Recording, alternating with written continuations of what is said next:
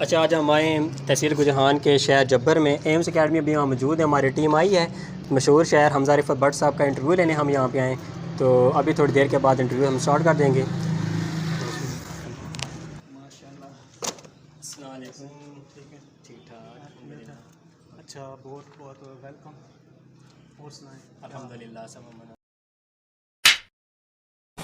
ناظرین، آج ہم آئے ہیں جبر کے گاؤں میں ایک ادب اور انتہائی ذہنیت کے مالک ایک شاعر کا انٹرویو لینے کے لیے. تو انٹرویو شروع کرنے سے پہلے چند گزارشات، چند باتیں جو آپ کے پیش گزار کرنا چاہتا ہوں کہ ناظرین، شعر و ادب جو کسی بھی معاشرے میں اہم مقام رکھتا ہے، وہ چیزیں جس میں معاشرے کا دکھ، درد اور تکلیف لفظوں کے روپ میں بتایا جا سکتا ہے، لفظوں کے روپ میں سامنے آتی ہیں. ایسی ہی ایک ایسی شخصیت جو معاشرے کے رنگوں، دکھوں اور سکھوں کو اب سے لفظوں میں پرو کر شاعری کرتے ہیں. آپ جدید دور کے منفرد اسلوب رکھنے والے شاعر ہیں جو کسی بھی تعارف کے محتاج نہیں. آپ کا تعلق ضلع راولپنڈی کی تحصیل گجران سے ہے. آپ نے MS فزکس اور BA کی ہے اور آپ کو تقریباً 6 سال ہو گئے ہیں ٹیچنگ کرتے ہوئے. 6 سال سے شعبہ تدریس سے منسلک ہیں. دور حاضر کے نوجوان شاعروں سے الگ پہچان رکھتے ہیں. میری مراد جناب حمزہ رفعت صاحب ہیں. چھو کے جو آسمان آتی ہے، چھو کے جو آسمان آتی ہے، مجھ کو ایسی اڑان آتی ہے اس کی صورت کو. چھو کے جو آسمان آتی ہے، مجھ کو ایسی اڑان آتی ہے اس کی صورت کو جب بھی دیکھتا ہوں جان میں میری جان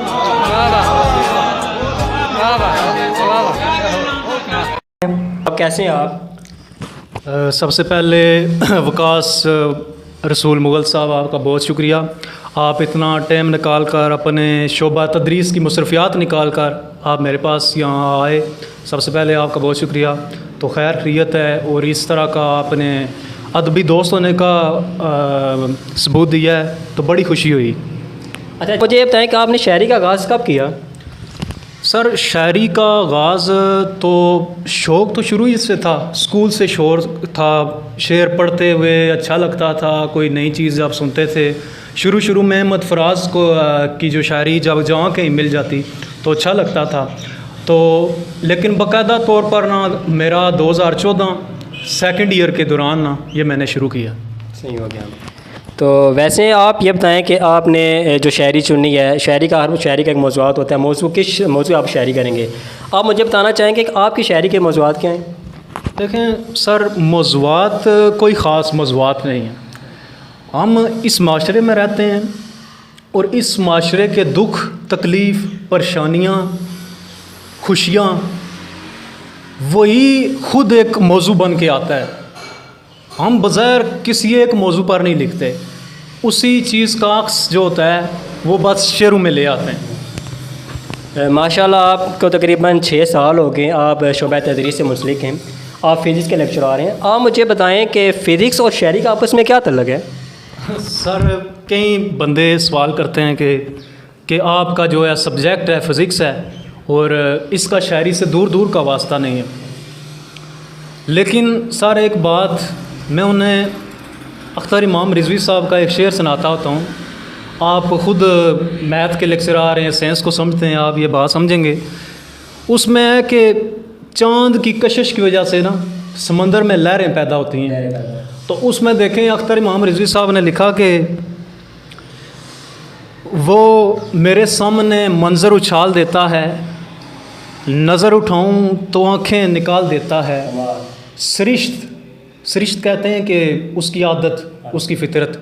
سرشت اس کی خنک چاندنی سہی، لیکن وہ چاند سارا سمندر اچھال دیتا ہے.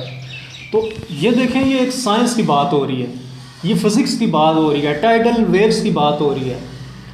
ردم، موسیقی جہاں جہاں ہے، میں تو کہتا ہوں ساری سائنس ہی ایک شاعری ہے. جہاں بھی سر فلو ہے، فلو کی بات ہے. فلو ڈانس میں بھی ہو سکتا ہے. فلو دیکھیں، آپ ریاضی کے استاد ہیں، ریاضی کے فارمولوں میں بھی کہ فلو ہے A+B کا اسکیئر، تو 3 چیزیں آگے آتی ہیں، A² + B² + 2AB، 4 نہیں آتی.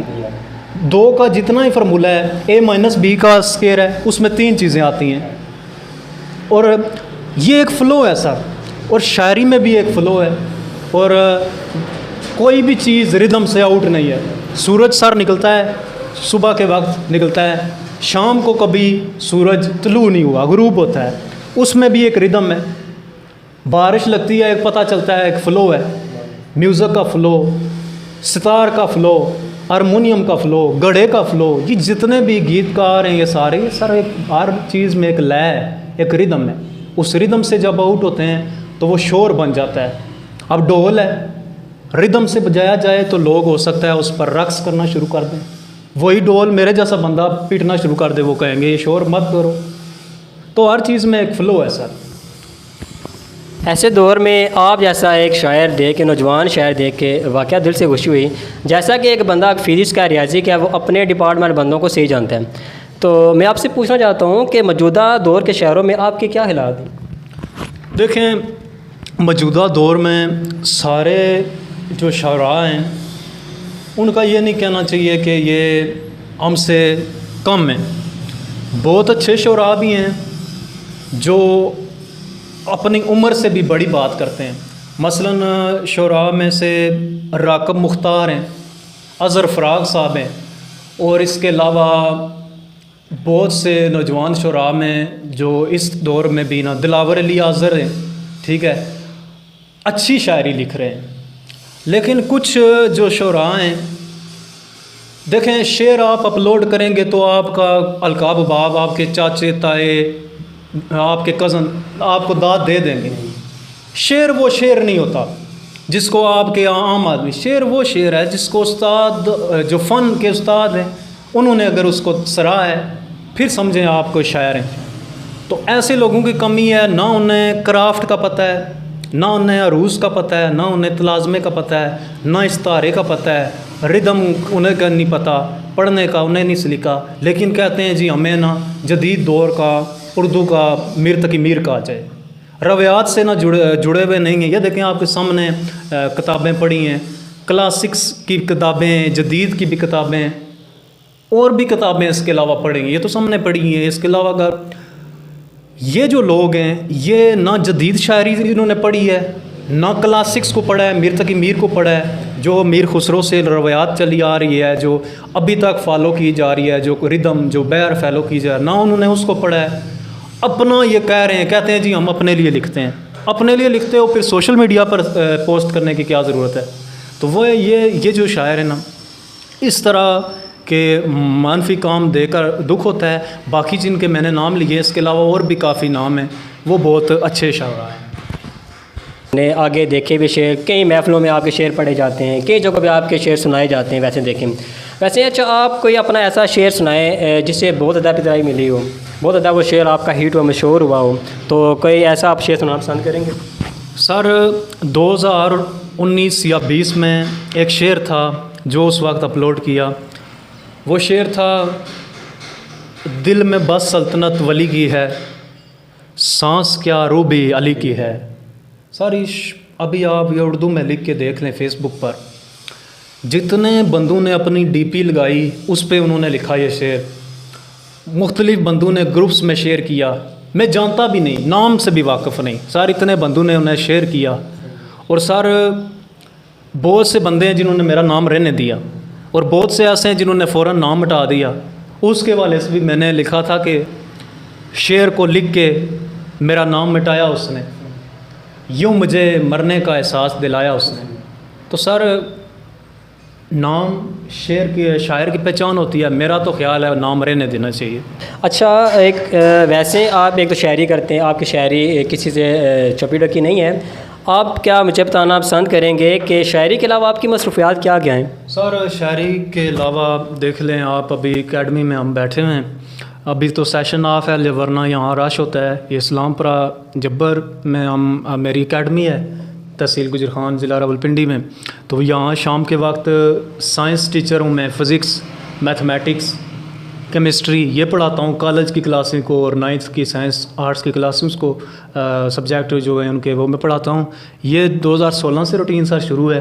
تو یہ صرف پڑھاتا ہوں، یہ ٹائم نہیں وہ پاس کرتا. بڑے اچھے رزلٹ آتے ہیں میرے اسٹوڈنٹس کے. بہت سے اسٹوڈنٹس یہاں کامنٹ کریں گے اور وہ بتائیں گے آپ کو، آپ کے یہاں سے آپ کو پتہ چلے گا. بڑی تعداد تحصیل گجران کے تقریباً سارے بڑے کالج کے جو بچے اس ریجن میں ہیں اسلام پورہ جبر کے، وہ میرے پاس آتے رہے ہیں. آپ کے بھی دوست احباب آپ کو پتہ ہوگا وہ میرے پاس پڑھتے رہے ہیں. تو یہ سارا میری مصروفیت ہے. پہلے ٹائم کالج پرائیویٹ سیکٹر میں کالج میں ادھر کام کرتا ہوں، کالج میں ہی پڑھاتا ہوں. فزکس کا ٹیچر ہوں، ایم ایس سی فزکس ہوں تو فزکس پڑھاتا ہوں. شام کو یہاں میتھمیٹکس زیادہ تر.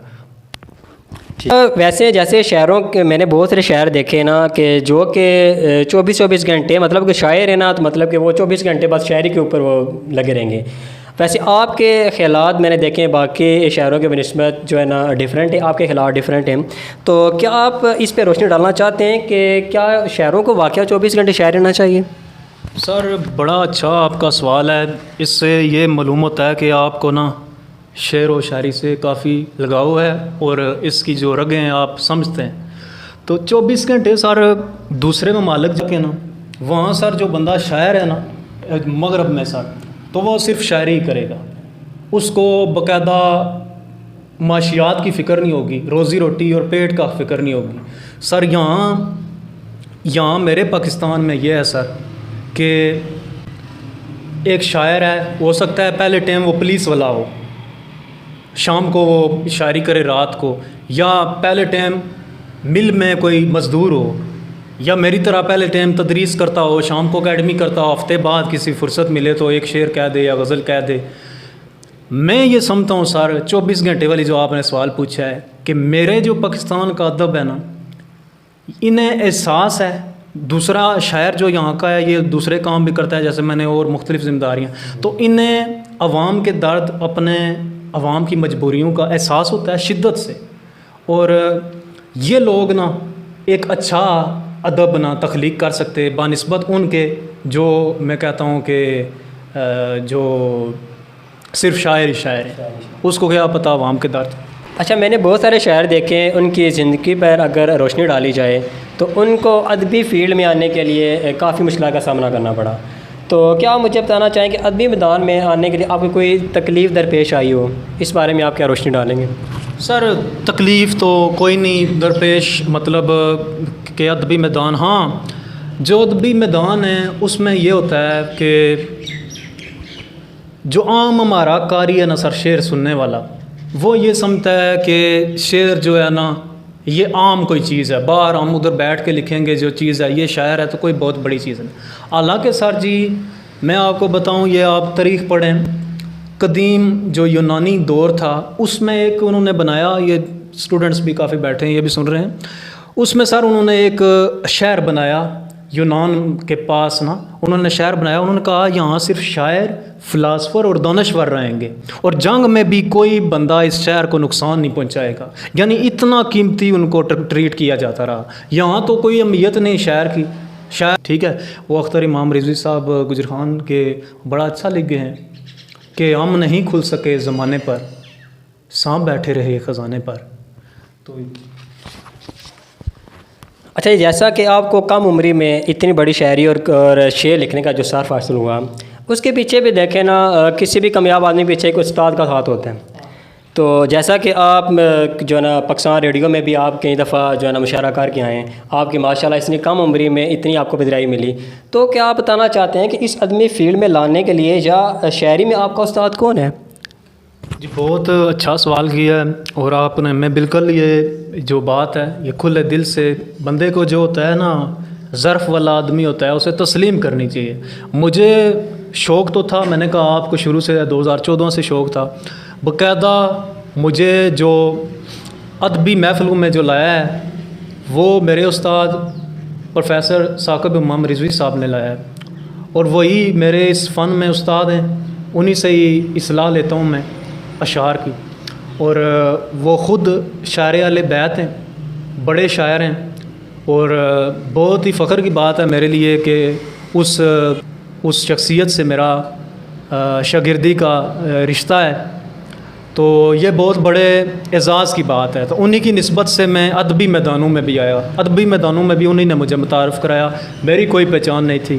یہ ان کا عالی ظرف ہے، عالی ظرف شخصیت ہے ان کی. جو مجھ جیسے یہ نوجوان آدمی کو بھی انہوں نے موقع دیا، اور بہت ہی بڑی شخصیت ہیں ان کا میں یہاں بھی ایک شعر سناؤں گا اگر آپ اجازت دیں۔ تو وہ لکھتے ہیں کہ جتنے پرچم یہاں وفا کے ہیں، جتنے پرچم یہاں وفا کے ہیں، سارے عباس کی عطا کے ہیں، لمحہ لمحہ ہے سوگوار حسین، سارے موسم تیری عزا کے ہیں۔ کمال کمال۔ میں بھٹک جاؤں کیسے ممکن ہے، میں بھٹک جاؤں کیسے ممکن ہے، میرے ہادی جو کربلا کے ہیں۔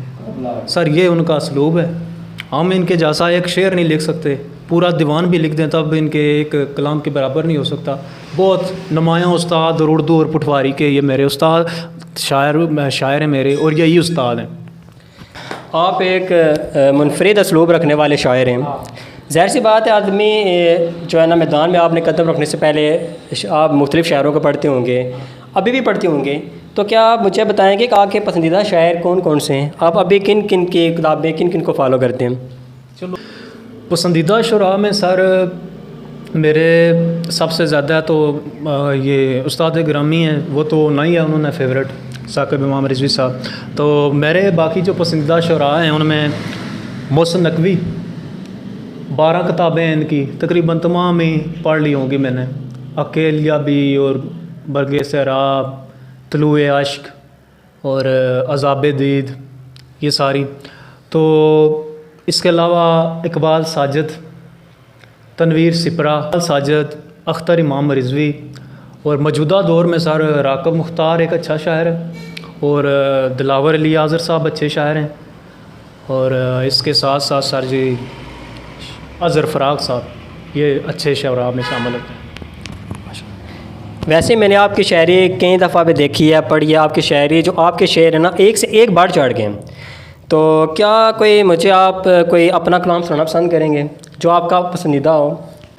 وہ جو دلکش سی ایک صورت ہے، وہ جو دلکش سی ایک صورت ہے، جو میرے دل میں یار بستی ہے، وہ جو دلکش سی ایک صورت ہے جو میرے دل میں یار بستی ہے، اس کا دل میں خیال آتے ہی، اس کا دل میں خیال آتے ہی دھڑکنوں میں ستار بجتی ہے۔ دیکھیے سر، آپ نے بتایا کہ آپ کا تعلق تحصیل گجرہان سے ہے، تو تحصیل گجرہان کو باقی تحصیل کی بنسبت ایک اعلیٰ مقام حاصل ہے، کیونکہ یہاں کے دو نشان حیدر کا حامل یہ ایک تحصیل ہے۔ تو آپ مجھے بتانا چاہتے ہیں کہ تحصیل گجرہان کے بارے میں کوئی آپ نے کوئی شاعر سننا چاہیں، دو نشان حیدر کا حامل شہر گجرہان، اس کے بارے میں آپ روشنی ڈالیں، اس کے بارے میں آپ کو کوئی شعر وغیرہ سنا دیں۔ اچھا سر، بہت ہی آپ کی جو یہ سوال کیا ہے نا، میرا دکھتی راگ میری چھیڑ دی ہے، یہ جو نشان حیدر کا ذکر کیا ہے نا آپ نے، کہ سر دیکھیں آپ بھی اس تحصیل سے تعلق رکھتے ہیں، ضلع راولپنڈی تحصیل گجرہان سے آپ کا بھی تعلق ہے، آپ میری اس بات کو اگنور نہیں کر سکے۔ 70 سالوں سے آپ کے بھی کان پاک گئے ہیں کہ فلاں بندہ پنڈی جاتے ہوئے مر گیا، اور نہ تو یہ چاہا تھا، آپ نے ابھی بھی تائید کیا کہ 2 نشان حیدروں کی سرزمین ہے، تو اس سرزمین میں ایک ہاسپٹل کے لیے ہم نہ روتے، 10 ہاسپٹل یہاں پہ بنا دیے جاتے، اعلیٰ سے اعلیٰ 10 یونیورسٹیاں بنا دی جاتی، ایک یونیورسٹی کو نہ روتے، بجائے سر یہاں پہ بناتے۔ انہوں نے جہاں لاہور پہلے سے ہاسپٹل بنے ہوئے ہیں وہاں اور بنائے، کیا کینسر، کیا دوسرے، کیا تیسری یونیورسٹی یا چوتھی، اور یہاں بناؤ نا، ہماری قربانیاں کم ہیں۔ کراچی میں تم وہاں بنا رہے ہو، ملتان میں میٹرو بنا رہے ہو، کراچی میں یونیورسٹیاں بنا رہے ہو، حیدرآباد میں صنعتیں لگا رہے ہو، فیصل آباد میں صنعتیں لگا، یہاں ملنی چاہیے تھی، یہاں اس جگہ ہمارے۔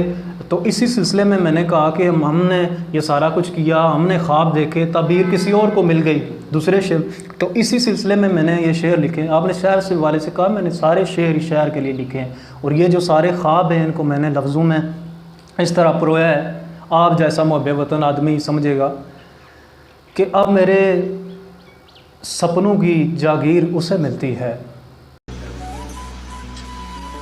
اب میرے سپنوں کی جاگیر اسے ملتی ہے، اب میرے سپنوں کی جاگیر اسے ملتی ہے، خواب میں دیکھوں تو تعبیر اسے ملتی ہے۔ تمام دیکھنے والوں کو اور جتنے بھی منتظمین ان کا شکریہ ادا کرنا چاہتا ہوں، اور خاص طور پر جناب شاعر، ایک اعلیٰ ضرب رکھنے والے شاعر جناب حمزہ رفعت بٹ صاحب کا میں شکریہ ادا کرنا چاہتا ہوں، جنہوں نے اتنی مصروفیات میں ایک وقت نکالا اور اپنا انٹرویو ریکارڈ کروایا. تو میں ان کا ایک بار پھر شکریہ ادا کرنا چاہتا ہوں، اور جتنے بھی دیکھنے والے ناظرین ان کا بھی، اور جتنے منظمین، کیمرہ مین، جتنے بھی سب کا شکریہ ادا کرنا چاہتا ہوں. تب تک کے لیے اجازت، اللہ حافظ. بہت شکریہ.